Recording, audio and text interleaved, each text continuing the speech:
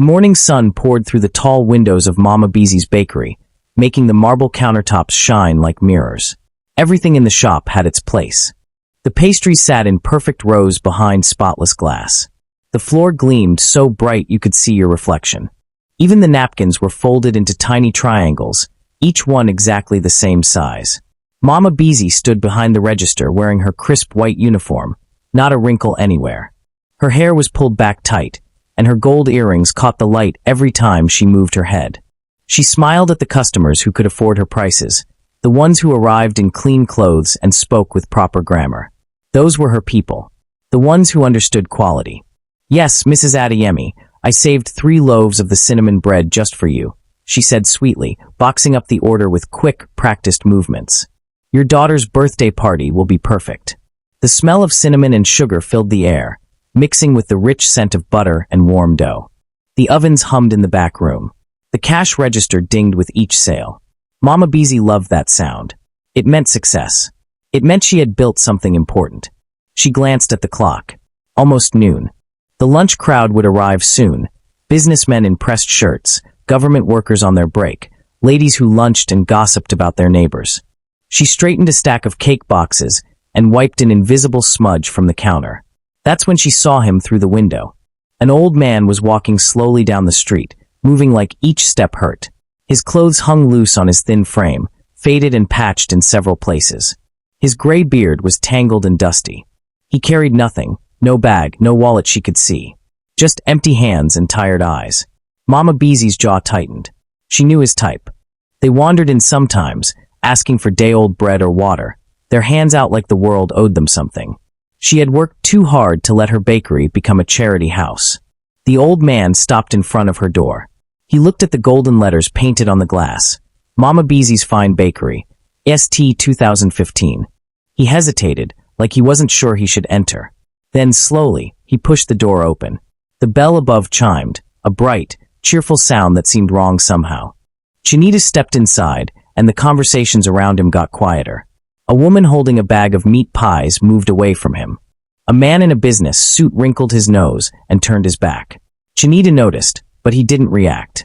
He had seen those looks before. Many times. He just wanted to sit down for a moment. Maybe ask for some water. His legs ached from walking all morning, and the sun had been brutal. He spotted an empty chair near the window and started moving toward it. "Stop right there." Mama Beezy's voice cracked across the room like a whip. Chinita froze. Every eye in the bakery turned to look at him.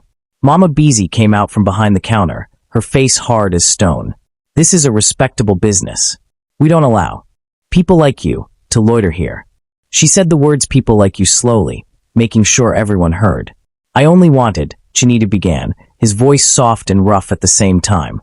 "I don't care what you wanted," Mama Beezy snapped. She looked him up and down with disgust, taking in his worn shoes, his dusty clothes, the way his hands trembled slightly. "You have no money.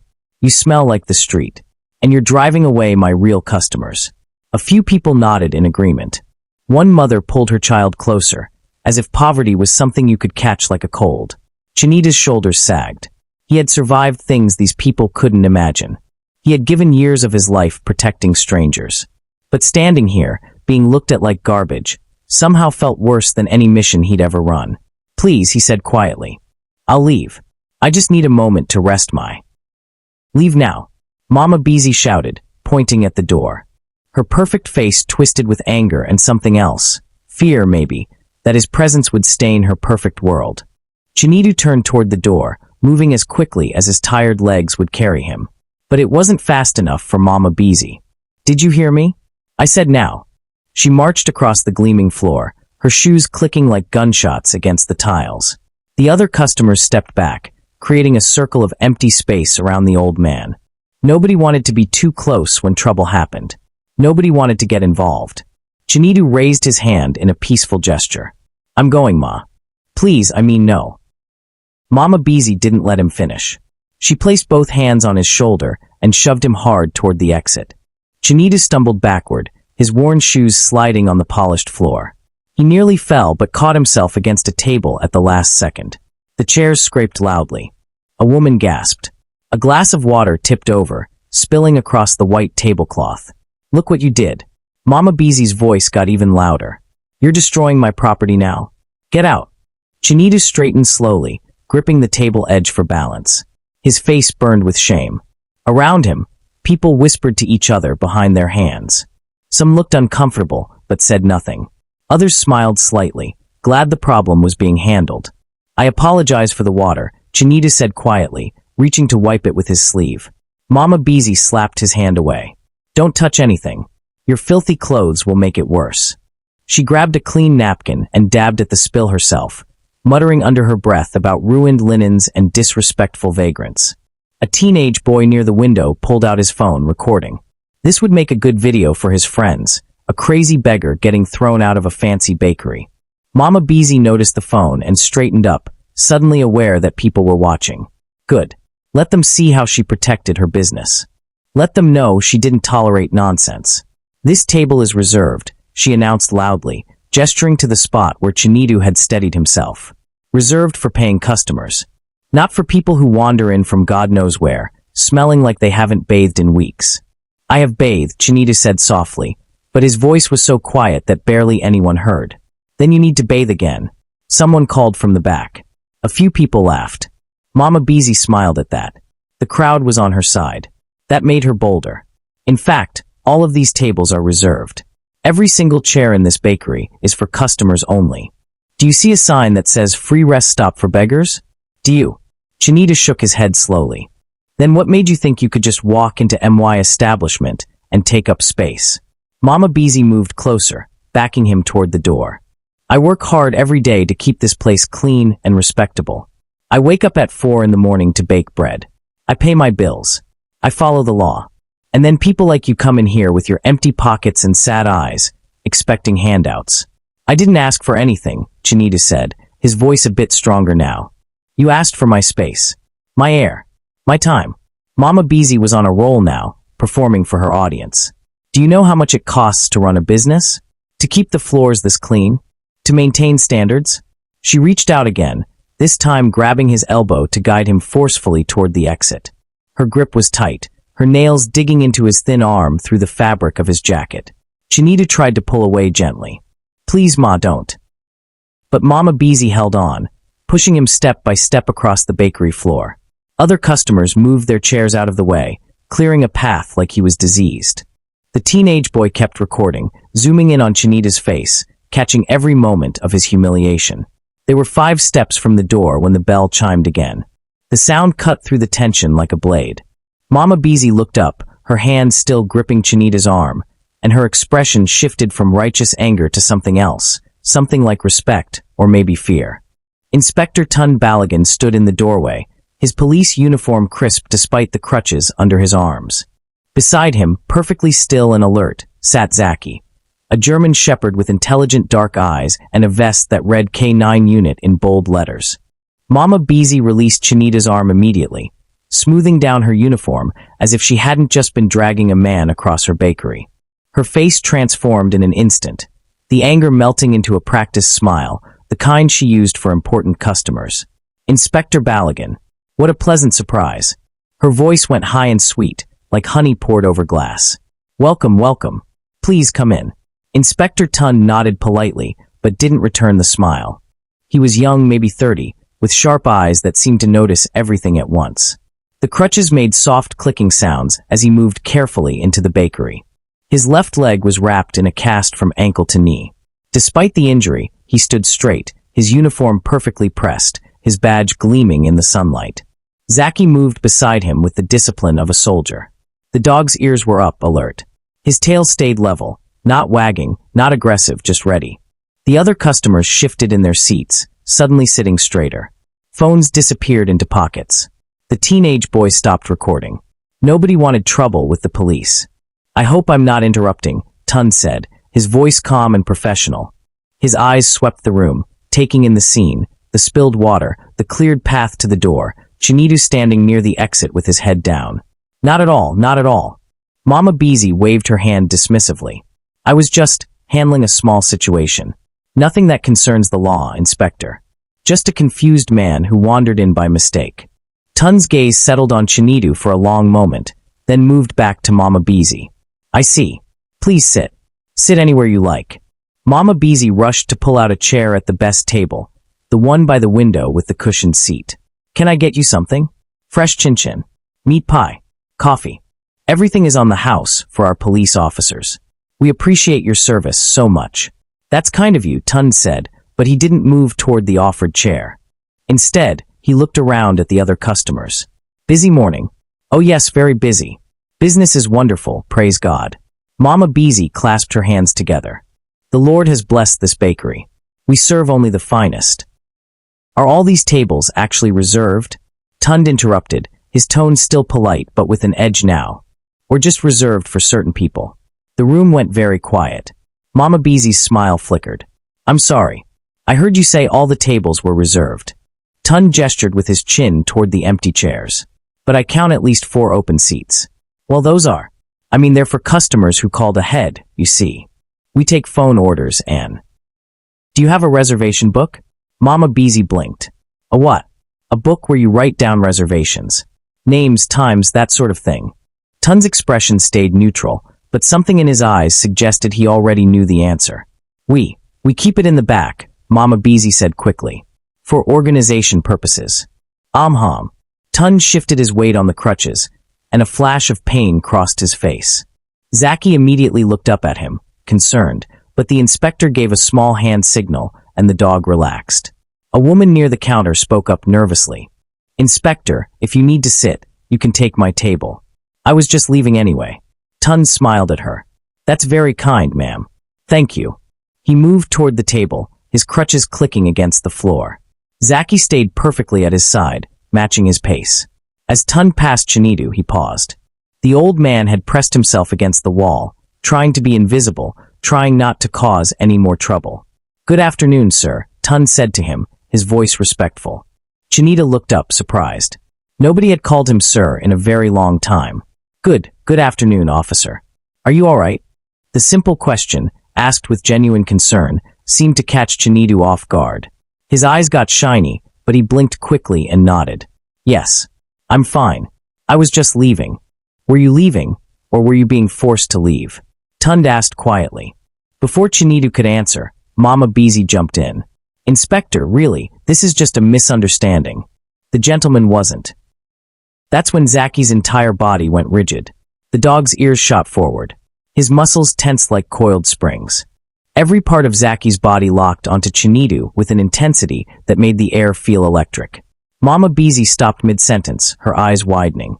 The customers nearest to Chinidu scrambled backward, chairs scraping loudly against the floor.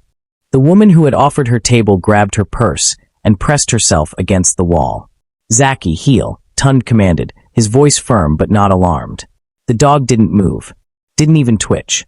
His dark eyes stayed fixed on the old man like nothing else in the world existed. Zaki. Tund's voice got harder. Heel. Now. Still nothing. The German shepherd stood frozen, staring at Chinita's chest, no, lower than that. At his jacket pocket. A small smile crept across Mama Beezy's face. She crossed her arms, watching with satisfaction. So the dog knew. Animals could sense things that people couldn't. The dog could smell whatever the old man was hiding, drugs probably, or stolen goods. Maybe he was dangerous after all. Maybe she had been right to throw him out. Inspector, she said sweetly, it seems your dog has detected something.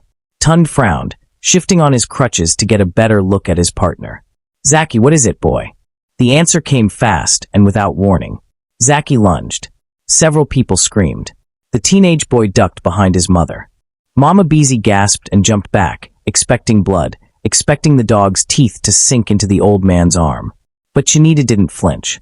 He stood perfectly still, his tired eyes watching the dog with something that looked almost like recognition. Zaki didn't bite. He didn't bark. He didn't attack. Instead, the powerful K9 stopped just inches from Chinidu and dropped his nose to the old man's jacket pocket. He sniffed deeply, once, twice, 3 times. His tail, which had been level and alert, started to wag slowly. Then Zaki did something that made Inspector Tund's mouth fall open. The dog sat back on his haunches, perfectly straight. He lifted his right paw and held it in the air. Then slowly, deliberately, he lowered his entire front body down until his chest touched the floor, his paw still extended forward. A bow. A formal, unmistakable bow. What in God's name? Tund whispered. Mama Beezy's smile vanished. What's he doing? Why isn't he biting him? Nobody answered her. The entire bakery stared in stunned silence as the elite police dog, trained to chase criminals, to detect bombs, to take down dangerous suspects, held his position of respect before. A man in rags. Zaki stayed down, his tail wagging harder now, his eyes bright and eager. He made a soft whining sound, not aggressive or scared, but almost happy. Zaki up, Tund said, confusion clear in his voice. The dog ignored him. He stayed bowed, his attention completely on Chinidu.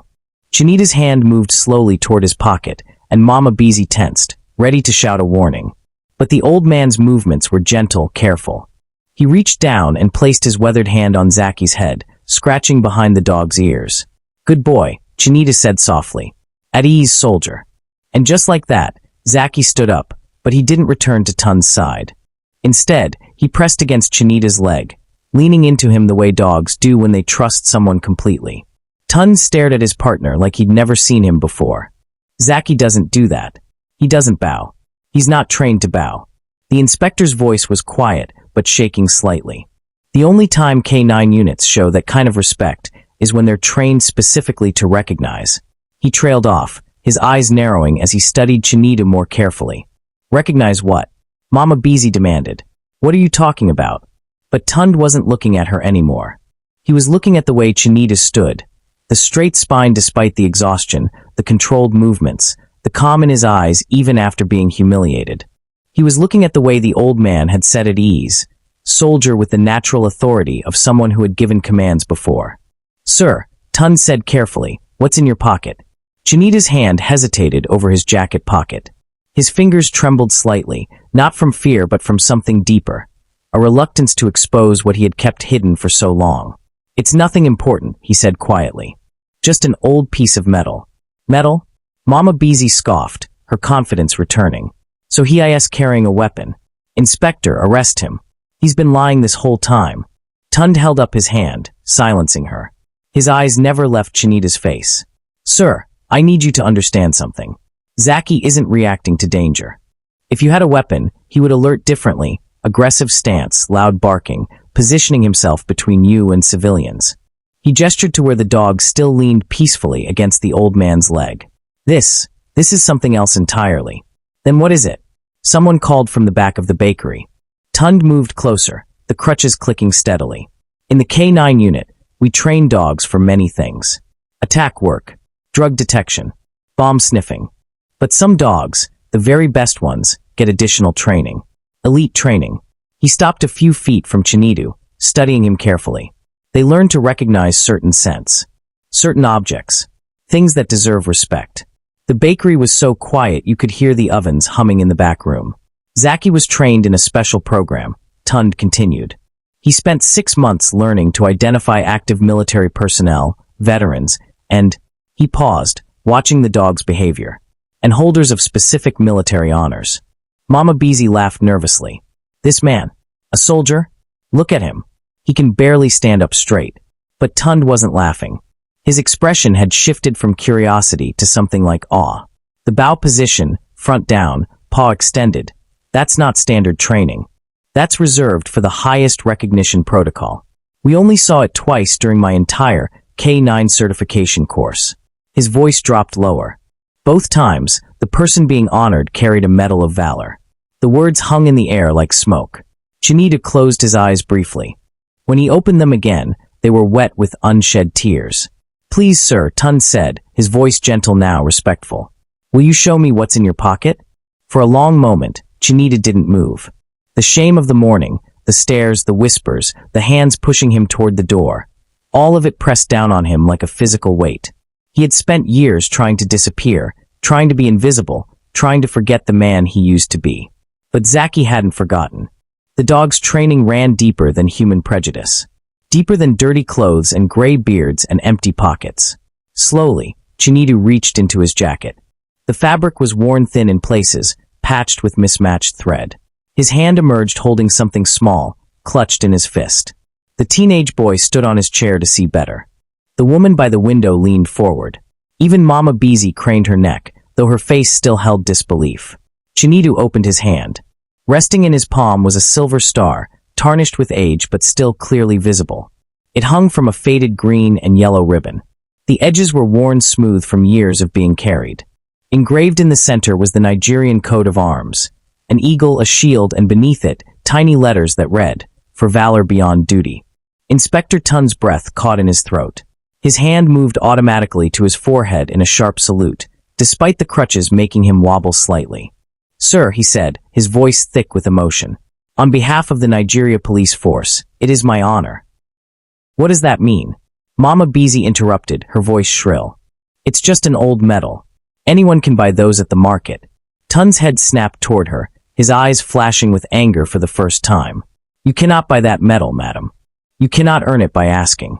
The Medal of Valor is only awarded to operatives who risk their lives in defense of this nation under the most extreme circumstances." He looked back at Chinedu with reverence. Fewer than 50 have been awarded in the last 30 years. Chinedu's fingers closed around the medal again, but gentler this time, like he was holding something precious. Something that connected him to the man he used to be, before the missions broke his body, before the nightmares made sleep impossible, before the government forgot him, and the world labeled him worthless. "I didn't risk my life," Chinedu said softly. "I just did my job." Tund lowered his salute, but kept his eyes on Chinedu, searching the old man's face for answers. "Sir, with respect, the Medal of Valor isn't given for just doing a job. May I ask, what was your service record?" Chinedu shifted uncomfortably. Zaki pressed closer against his leg, offering silent support. "That was a long time ago, officer. Different life. Different man. But the same heart," Tund said quietly. "The same courage." Mama Beezy crossed her arms tighter, her jaw set in stubborn denial. "I still don't understand why we're making such a fuss. So he has an old medal. That doesn't change the fact that he came into my bakery looking like that." She gestured at his clothes with barely concealed disgust. "Looking like what?" Tund asked, his voice dangerously quiet. "Like someone who sacrificed everything for people like you?" Before Mama Beezy could respond, Tund turned back to Chinedu. "Sir, I apologize for asking, but I need to verify something. Standard protocol." He paused, choosing his words carefully. "The Medal of Valor is always issued with supporting documentation. A certificate. An ID card with a registry number. Do you have those items?" Chinedu hesitated. His free hand moved back toward his jacket, and Mama Beezy took an involuntary step backward. "Careful," she warned. "He could have anything in there." "Madam, please," Tund said sharply. "Let the man answer." Chinedu's weathered face showed embarrassment now. I have the papers. But there." He pulled out a plastic bag from his inner pocket, the kind you get from the market. Inside were folded documents, yellowed with age and worn soft from being handled. "I keep them wrapped," Chinedu explained quietly. "Because of the rain. And the streets. Everything gets wet or stolen if you're not careful." The words landed like stones in water. Everything gets wet or stolen. The reality of his life, sleeping rough, protecting his few possessions in plastic bags, crashed against the image of the medal in his hand. Tund's expression tightened with something that looked like pain. "May I see them, sir?" Chinedu handed over the plastic bag with hands that shook slightly. Tund balanced on his crutches and carefully opened it, pulling out a certificate that had been folded and refolded many times. The creases were deep, almost breaking through the paper in places. He read aloud, his voice steady but reverent. "Certificate of Commendation. Awarded to Operative Chinedu Okafor. Service number 47 Delta 923. For extraordinary valor during Operation Silent Thunder. Lagos State. June 2008. Tund looked up. You were undercover intelligence." Chinedu nodded once, barely moving his head. "What's Operation Silent Thunder?" The teenage boy whispered to his mother. "The hostage situation," an older man near the window said, his voice full of recognition. "I remember reading about it. Militants had taken over a school in Festac town. 23 children trapped inside for 2 days." His eyes widened as he stared at Chinedu. "They said an undercover agent got inside by pretending to be a janitor. Got the children out while the militants were distracted. Saved every single one." Tund pulled out another document, a laminated ID card, scratched and faded but still readable. The photo showed a younger Chinedu, clean-shaven, wearing a crisp uniform, his eyes bright and alert. "There's more," Tund said quietly, looking through the papers. commendations from 2009, 2011, 2013. He stopped at one particular document, his hands stilling. Sir, this says you were active until 2019. That's only 7 years ago. What happened? Chinita's jaw tightened. I got old, officer. Simple as that. Nobody retires from intelligence work and ends up. Tun trailed off, looking at the plastic bag, at the worn jacket, at the truth neither of them wanted to say out loud. I ended up forgotten. Chinita finished for him, his voice empty of bitterness, just stating facts. Happens to many of us. The government thanks you for your service. They give you a medal, and then they forget your name, forget your pension paperwork, forget you exist. He took a slow breath. I didn't mind at first. I wanted to disappear after everything I saw, everything I did. Mama Beezy's face had gone pale. After everything you did, Tund repeated softly, still holding the papers. Sir, if you're comfortable sharing, what exactly did you do? Chinita looked down at the medal still resting in his palm, the silver star catching the bakery's warm light. For years he had carried it silently, never showing it, never speaking about it. The weight of those memories pressed against his chest like a physical thing. I became whoever they needed me to be, he finally said. A driver, a street cleaner, a market seller, a beggar. His lips twisted at that last word. People don't notice beggars, don't remember their faces. That made me useful. The bakery had gone completely silent. Even Mama Beezy had stopped fidgeting. I spent months, sometimes years, inside criminal organizations, learning their plans, recording their conversations, sending information back to my handlers. Chinita's voice stayed flat, emotionless, like he was reading from a report. Drug cartels, human traffickers, militant cells planning bombings. I watched. I listened. I reported. Alone? Tund asked. Always alone. That was the job. Chinita rubbed his thumb across the metal's surface, feeling the worn grooves. In 2008, Operation Silent Thunder. I spent 3 weeks working as a janitor at that school, gaining the militants' trust. When they took the hostages, I was already inside. His voice dropped lower. 23 children. The youngest was 6 years old. The woman by the window covered her mouth with her hand. I told the militants I would help them. Convinced them I hated the government too. They believed me because I looked harmless, weak, not worth worrying about. He glanced at Mama Beezy when he said that, and she flinched. While they made their demands, I unlocked the classroom windows one by one, disabled the alarm on the back gate. When the power went out at exactly 2:17 a.m., my signal to the tactical team, I got those children through the windows and out the gate before the militants even knew what was happening. You saved them all, the older man said, awe in his voice. I did my job, Chinita corrected. Others did theirs too. The tactical team, the negotiators. We all had roles to play. Tun shook his head slowly. The medal says different. Says you went beyond your role. Says you risked your life. Chinita was quiet for a moment. One of the militants suspected something. Came to check on the children while I was helping the last two through the window. He pointed his gun at me. His hand unconsciously moved to his side, touching a spot beneath his ribs. He fired. Missed anything vital, but I couldn't run. Couldn't fight back. I was unarmed under cover. I had to keep talking, keep pretending to be the coward janitor while those last two children climbed out behind me. Dear God, someone whispered. He would have fired again, but the tactical team breached at that moment. They took him down, got me to hospital. Chinita's fingers closed around the medal again. 3 weeks later, they gave me this. Said I showed valor beyond duty. Said I was a hero. You were, Tun said firmly. I was a man doing his job. Chinita tucked the medal back into his pocket, his movements careful, protective. After that, there were other operations, other missions, some successful, some. He paused. Some still give me nightmares. I saw things, did things, things that stay with you. His voice cracked slightly on those last words, and for the first time, the people in the bakery saw past the dirty clothes and tangled beard to the broken man underneath someone who had given everything and received nothing in return. By 2019, I couldn't do it anymore. My body was failing. My mind was. He tapped his temple. The things I'd seen wouldn't stay quiet. I requested retirement. They approved it. Promised my pension would be processed. Promised they'd take care of me. He laughed, but it was a bitter sound. I'm still waiting for those promises. They abandoned you, Tund said, anger edging into his voice. They forgot me, Chinito corrected. Different thing. Abandonment is active. Forgetting is passive. Easier to forgive. He looked around the bakery at all the faces staring at him. Shocked, ashamed, moved. I don't tell people about my service. What's the point? Nobody believes a beggar used to be a hero. Inspector Tund carefully folded Chinita's documents and placed them back in the plastic bag, handling them like sacred objects.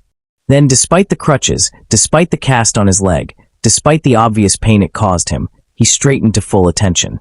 His hand snapped to his forehead in a crisp salute.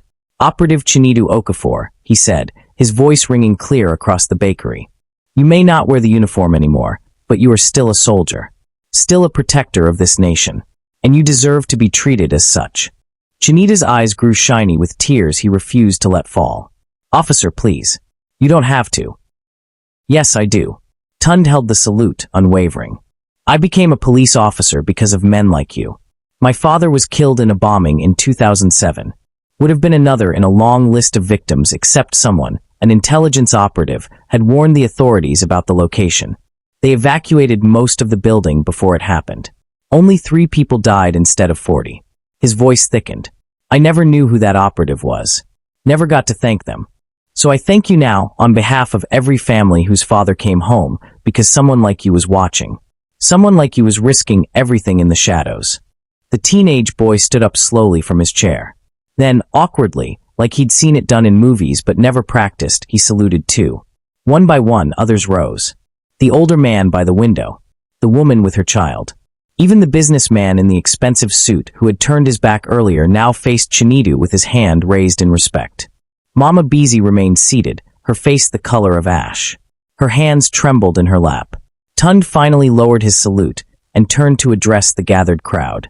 This man standing before you, the man who was just physically removed from this establishment, served our country for over 15 years in the most dangerous capacity possible. While you slept safely in your beds, he was infiltrating organizations that wanted to kill you. While you complained about traffic and politics, he was gathering intelligence that saved lives. He gestured to Chinita's worn clothing. You see poverty. I see sacrifice. You see a beggar. I see someone the government failed. Someone we failed. His gaze swept across every face. How many of us here have served our nation?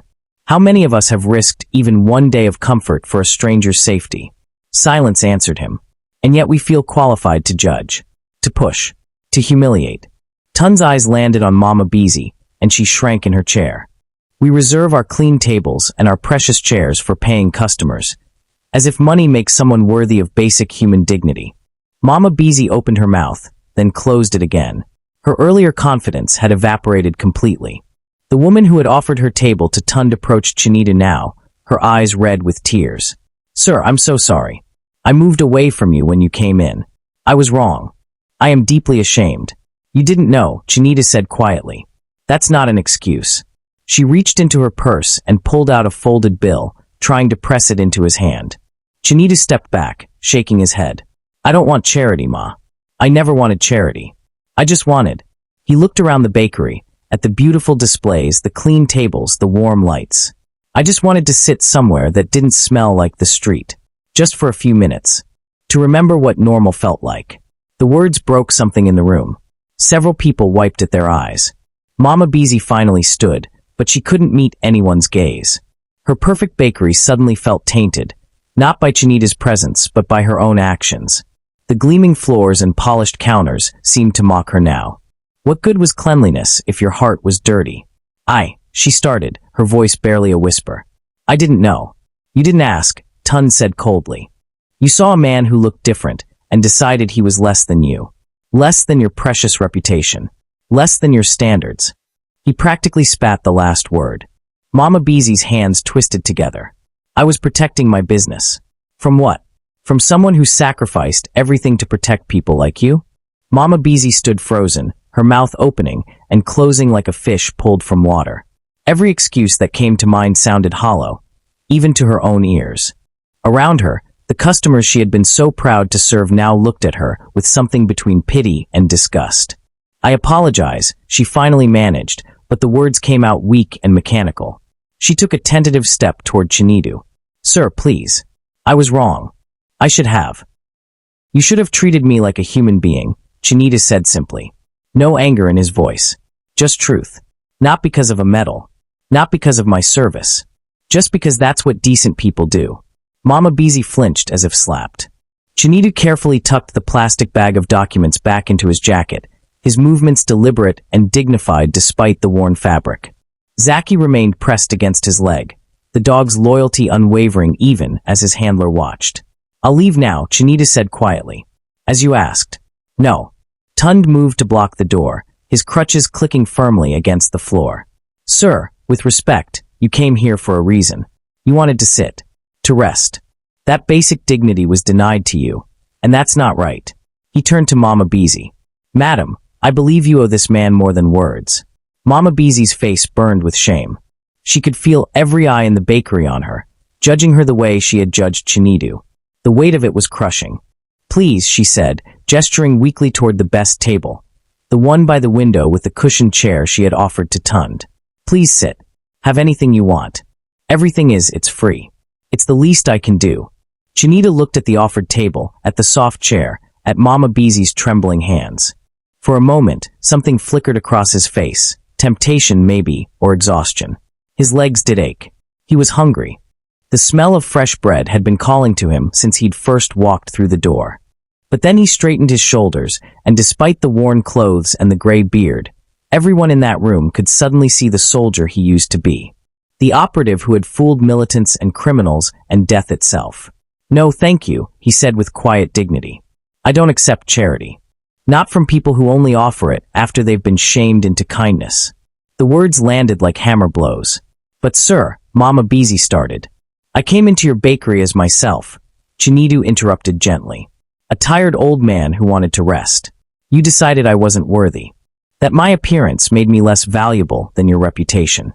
He touched his jacket pocket where the medal rested. Now you know my history, and suddenly I'm worthy of your best table. Your free bread. Your respect. He shook his head slowly. But I'm the same man I was 10 minutes ago. Same worn clothes. Same empty pockets. Same face. His eyes met hers, and Mama Beezy had to look away from the sadness there. The only thing that changed, Chinidu continued, is your knowledge. And that's not enough. Real respect doesn't wait for credentials. Real kindness doesn't need a resume. He moved toward the door, and this time Tun stepped aside, though his face showed reluctance. Sir, the inspector said, at least let me help you. I can make calls. Get your pension issue resolved. You shouldn't be living on the streets. Not after everything you've done. Chinidu paused at the threshold, one hand on the door frame. I appreciate that, officer. Truly. He pulled a worn piece of paper from his pocket. Not the official documents, but something that looked like it had been written on and rewritten many times. This has my contact information. When I can be reached. Tun took it carefully, noting that the address listed was a church shelter 3 blocks away. I'll do everything I can, Tun promised. You have my word. The word of a good man is worth having. Chinita looked back at the bakery one last time, at the beautiful displays, at the customers still standing in awkward silence, at Mama Beezy who couldn't meet his eyes. I hope your business continues to prosper, madam. I hope you fill all these reserved tables with people who can afford your prices. He didn't say it cruelly. That somehow made it worse. But maybe sometimes, remember that the most valuable people don't always carry wallets. Sometimes they carry scars. And medals. And memories of saving children they've never met. With that, Chinidu Okafor walked out of Mama Beezy's fine bakery with his head high and his dignity intact. Zaki whined softly, watching him go. The bell above the door chimed, that same cheerful sound that had announced his entrance. But now it felt like a funeral toll. For a long moment, nobody moved. Then the teenage boy quietly deleted the video from his phone. The woman by the window gathered her things and left without buying anything, her face troubled. One by one, others followed. The businessman, the mother with her child, the older gentleman. Within 10 minutes, Mama Beezy's bakery was empty except for Inspector Tund, still standing near the door, and Mama Beezy herself, surrounded by her perfect displays and polished floors that suddenly meant nothing at all. Outside, through the window, they could see Chinidu walking slowly down the street. His shoulders were straight despite his exhaustion. His steps were steady despite his worn shoes. A lion in beggar's clothing. and everyone who had seen him would remember.